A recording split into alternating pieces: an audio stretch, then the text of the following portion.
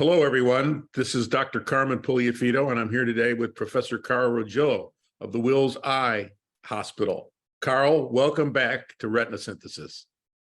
Thanks, Carmen. Great to be back. You've been really a key innovator in the clinical trials of the port delivery system. And today we are going to talk about the phase 3 clinical trials of the port delivery system in diabetic retinopathy. For those of our listeners and viewers that may not be familiar with PDS, why don't you describe the system and its operating principles?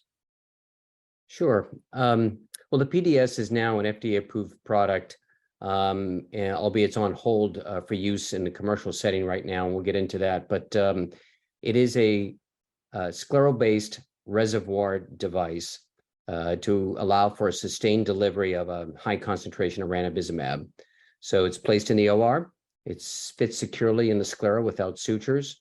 It holds 20 microliters of the high concentration ranibizumab solution. And basically it delivers almost zero order-like kinetics of ranibizumab intravitreally over at least 6, 9 or more months. And it is refilled in the office with a special refill exchange needle. And in the clinical trials, at least at the phase 3 level, it was fixed refills in the office setting. And we'll get into that because it's different in the different trials, how often it was refilled. But it's basically a sustained release reservoir device. And it really, in the setting of neovascular AMD, has shown excellent exudative control. And now we'll talk about diabetic retinopathy and diabetic macular edema. So there were 2 clinical trials involving diabetic macular edema, the Pagoda and Pavilion trials. Can you tell us a little bit about the study designs about these 2 trials? Yeah, these are 2 different phase 3 studies. So as I mentioned, this is an approved device for neovascular AMD, but that's its only indication. That's what it was FDA approved for. But these clinical trials are now looking at how it performs in the realm of diabetic retinopathy and DME. So Pagoda was the DME study. Pavilion was for diabetic retinopathy without DME. So we'll talk first about the Pagoda. So the study design Pagoda, as you would imagine, it has to be controlled against a standard of care, which is intravitreal ranibizumab injections. So this is a head-to-head study with the port delivery system in patients with center-involved DME. They had to have some degree of decreased vision. This is very similar in terms of the inclusion criteria to virtually all the DME studies we've tested with anti-VEGF therapy. The control group is monthly intravitreal ranibizumab, with the primary endpoint of this 2-year study at week 60, 64. Interestingly, the control group is 0.5 milligrams of ranibizumab. In the US, for DME, it's 0.3 that's approved, but outside the US, it's 0.5. So because this is a global trial, they chose the higher 0.5 milligram dose of ranibizumab as the control group. So monthly injections. And what about port delivery system? For PDS, that arm had 4 monthly ranibizumab loading doses, monthly injections, and then the patients got the port delivery system. Then they went to the OR and got the device placed, and then filled initially with the high concentration version of ranibizumab, the same concentration that's FDA approved and used in the setting of neovascular AMD. So at week 16 or 20 in the clinical trial, the arm that's randomized to the port delivery had the port placed, and then it was refilled every 6 months thereafter. And there is a provision to get supplemental anti-VEGF injections in that device arm if needed, if the device wasn't controlling the DME adequately. So what were the results? Well, the results were superb in terms of exudative control. The device resulted in, the port delivery system arm of the trial resulted in best corrected visual acuity improvements, mean BCVA improvements from baseline that were equivalent to monthly injections. So both arms had about 9.5 letters gained by just beyond the 1 year time frame, the primary endpoint. So equivalent visual acuity gains, and when you look at exudative control, equivalent reductions in central subfield thickness by OCT from the get-go. Surprisingly, so we get through the induction phase with the port delivery system, And even beyond that, the CST continued to decline out through weeks 40, 44, and so forth, and then peaked around the primary endpoint, weeks 60, 64. So it resulted in a reduction in CST, and therefore a good measure of exudative control and DME reduction that was as good as monthly 0.5 milligrams of ranibizumab injections. So most patients with diabetic macular edema aren't treated every month. So Right. in a way, this shows that even compared to a very aggressive treatment regimen, the PDS does very well. Does really well. In fact, it's important to say that very few people got any supplemental injections. So we can say across the board, it works very well for, we'll say, all-comer DME. So in this clinical trial, it was mostly treatment naive, similar to other anti-VEGF DME studies, but it also allowed for previously treated eyes too. So it is the gamut. It's the full spectrum of DME that presents to us. And so across the board, it really performed very well to improve and maintain disease control, the DME basically. So less than 5% of patients at the first and second refill exchange cycles needed any supplemental injections. And that's very similar to the degree of exudative control we saw in neovascular AMD. So it performed really, really well for DME too. Tell us a little bit about diabetic retinopathy treatment. So the other study is Pavilion. So Pavilion is looking for how well the device could improve diabetic retinopathy. So this study recruited patients that had DR without DME, and they had to have a relatively high level of DR. So that's levels 47 or 53. So that's moderately severe, severe NPDR. And the whole goal here is to improve by 2 or more steps of ETDRS level of diabetic retinopathy, and or decrease the risk of worsening. And that in turn should also decrease the risk of vision-threatening complications, VTCs. And that's either center-involving DME or manifestations of PDR. The primary endpoint, however, was 2 or more step improvements. Now, this is a different type of study because the standard of care in the community is that we don't really routinely treat moderately severe NPDR with anti-VEGF. We usually wait for DME or other issues. So here, it's the device implanted early on in the trial with 2 anti-VEGF injections in the device arm up front, just to get some anti-VEGF protection on board. And then the device delivers the rest over time. And the device was refilled this time at week 36. So it was 9 months for the refill exchange. And the control arm here is just observation, not even a sham. So patients in the control arm were observed. They didn't receive any anti-VEGF therapy unless they had a vision-threatening complication. So it's akin to what you would do in practice. You just wait for a problem and then treat as needed. So what was the incidence of diabetic complications, proliferative disease, and vitreous hemorrhage and macular edema in these 2 groups? Well, as you would imagine, the group that got the port delivery system and therefore had regular delivery of an anti-VEGF in their eye, it was very rare. The first thing to look at is the primary endpoint, 2 or more step improved. It's amazing. 80%, the primary endpoint, 80%, that's 1 year, 80% of patients had 2 or more steps improvement.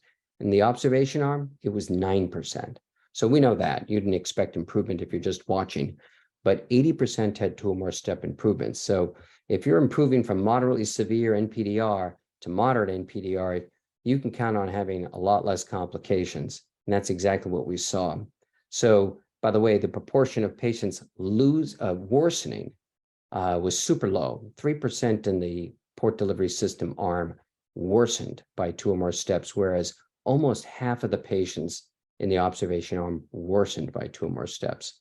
So what did that do with regards to vision-threatening complications? Well, as you would imagine, it was an incredible reduction in VTCs. So almost half of the patients in the control arm, the observation arm, had either the development of center-involved DME or PDR manifestations. And about a half, as you would expect in that control arm, therefore needed at least one anti-VEGF injection.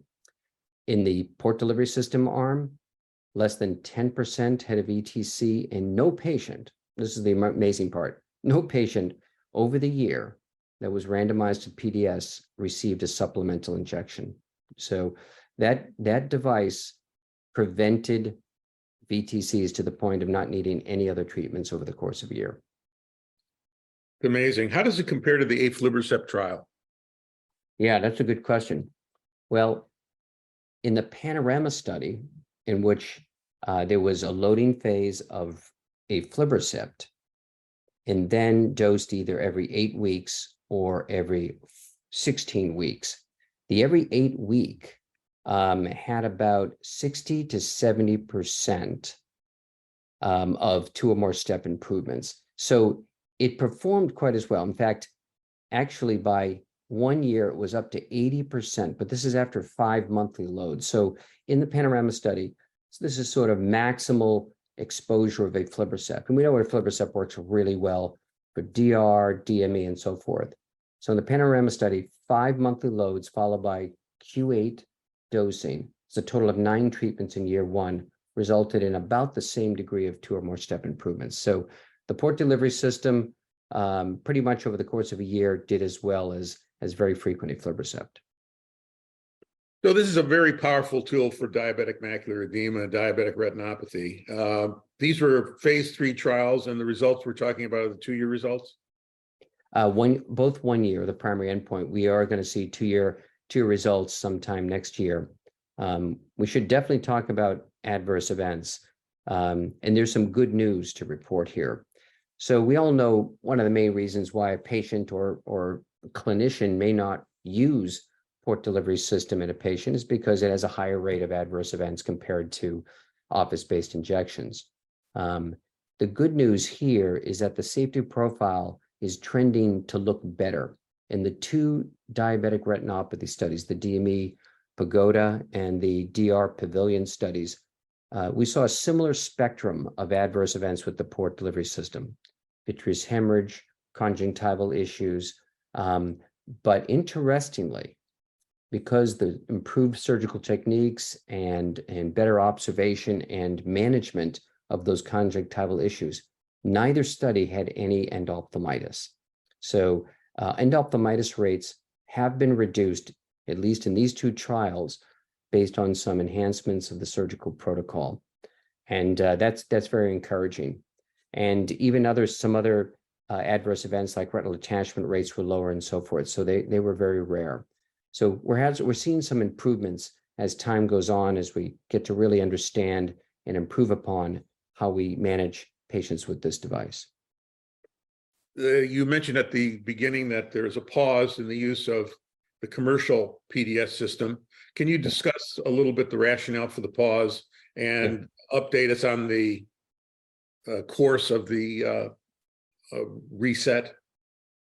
Yeah, I'm glad you brought that up, and it's good timing, because at the same meeting, the CTS meeting just a few weeks ago, that these data were presented for the port delivery system for diabetic retinopathy, it was also announced that we're making some progress in fixing a problem with the device that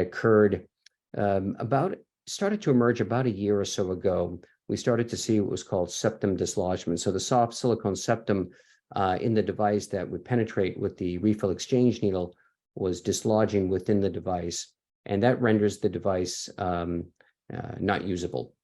So that is starting to occur at a rate of up to about 2% of the devices that were implanted in the phase 3 program.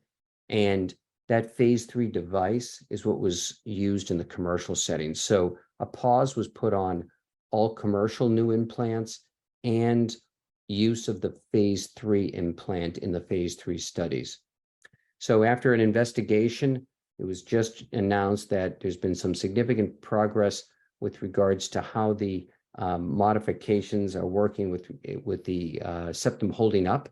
And so it was announced that it is hopeful that we'll see new implantations in the clinical trials by the end of the year and possibly in the commercial setting sometime early next year.